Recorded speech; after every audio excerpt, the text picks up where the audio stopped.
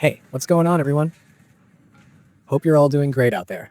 If you've been spending time with Front Mission 3 Remake recently, you probably noticed the new patch that just dropped. It's version 1.0.3, and man, it's a pretty meaningful update that quietly fixes a ton of stuff that was bugging players, while also making the overall gameplay feel a lot smoother and more enjoyable. It's not one of those flashy, new content patches that adds missions or mechs, but it's the kind of polish that actually makes you want to replay the game because so many of the small frustrations have been sanded down.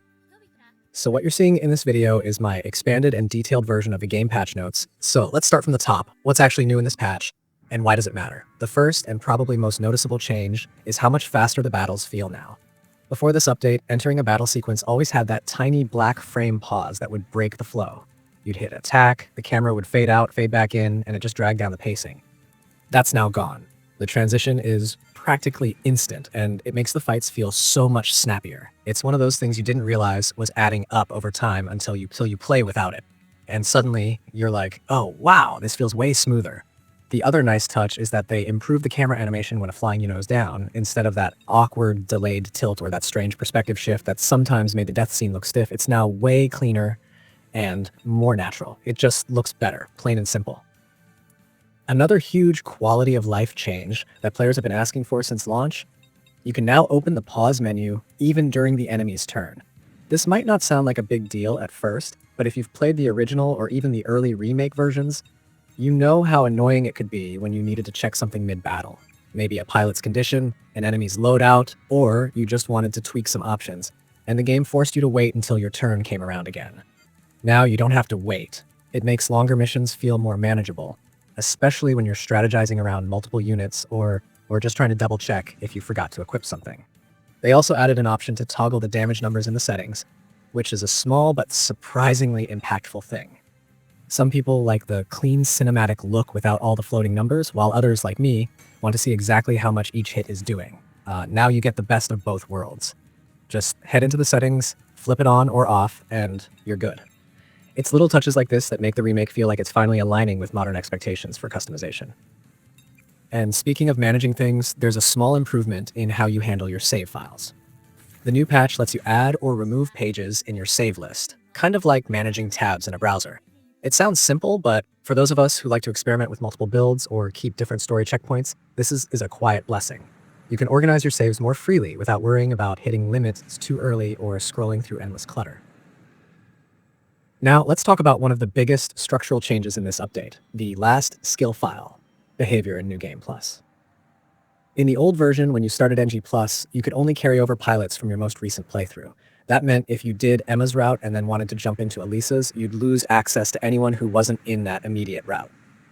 It kind of killed the incentive to experiment with multiple routes back to back. With this patch, that's fixed. Now the last skill file includes all pilots from all routes, so you can bring everyone forward. It's a huge improvement for replayability. You can mix builds, play with setups that would have been impossible before, and basically make NG Plus the sandbox it always should have been. The Ace Rank system also got a very welcome rework. Originally, it scaled in this really punishing way where you needed 50 times your current level to rank up. That meant the higher you got, the longer and more boring the grind became. Now, it's been simplified. You just need a flat 50 points per level. It feels way more rewarding, especially if you're the type who likes grinding out medals and achievements. The best part? You don't need to restart your game for this fix to apply. It just works immediately with your existing save file. Then, there's the balancing side of the patch. And there are a bunch of subtle but meaningful tweaks here. The developers reduced how often units get stunned, which makes combat feel less frustrating and more tactical. Getting randomly stunned was one of those things that could throw off an otherwise perfect plan, especially on the tougher missions. Wanzer damage against infantry has also been toned down, which might sound like a nerf, but it actually makes sense from a realism and gameplay balance perspective. Before, you could wipe out foot soldiers almost instantly with heavy mechs, making them feel like non-threats. Now, they're slightly more resilient, which adds a bit more variety and challenge to those encounters. There were also some stat adjustments for the Tiaki 4, which was a bit overtuned in certain areas. And interestingly, they tweaked the speed of cloud movement on a few maps. I know that sounds like a weird thing to patch, but it actually helps make the visuals feel smoother and less distracting during longer battles. Now let's get into the fixes, because there are a ton of them, and some of these were seriously game-breaking. The big one is the softlock issue in several missions. If you played through the story and hit a point where the game just kind of froze or refused to advance, you'll be relieved. The infamous softlock on the E30 Fauchon mission? Gone. The weird interaction when a double assault happened against a unit using both shield and forced eject? Fixed. The firing squad, scenario crashing in quick combat? Also sorted out. Basically, all those mission-stopping bugs that force people to reload or restart entire sections have finally been addressed. There was also this strange bug on the E22 Futai Tunnel mission where torpedoes could vanish if you skipped the introduction scenes too quickly. That's been patched up. Another one that annoyed a lot of players, Yun's recruitment event not triggering correctly after the cadenza was destroyed. That's fixed too, so you won't miss her anymore if you played the sequence too fast. They also cleaned up some smaller but really satisfying fixes. The game used to occasionally leave bosses hanging at 0 HP after a dialogue cutscene instead of actually dying. That's been resolved. There was a problem where your unit could go into a victory pose after killing an enemy with missiles, but the animation would break. It's now smooth. Units that had their legs destroyed were still getting incorrect evasion values, which messed with hit chances. That's corrected. Even the accuracy for hand weapons against infantry has been adjusted to behave properly. They even patched some music and sound playback quirks. For example, certain versions of battle themes wouldn't loop right, or they'd restart abruptly after a victory. Those moments have been smoothed out, which helps the pacing of the game's audio feel much more cohesive. It's the kind of thing you might not consciously notice, but when it's gone, you just feel that the game flows better overall.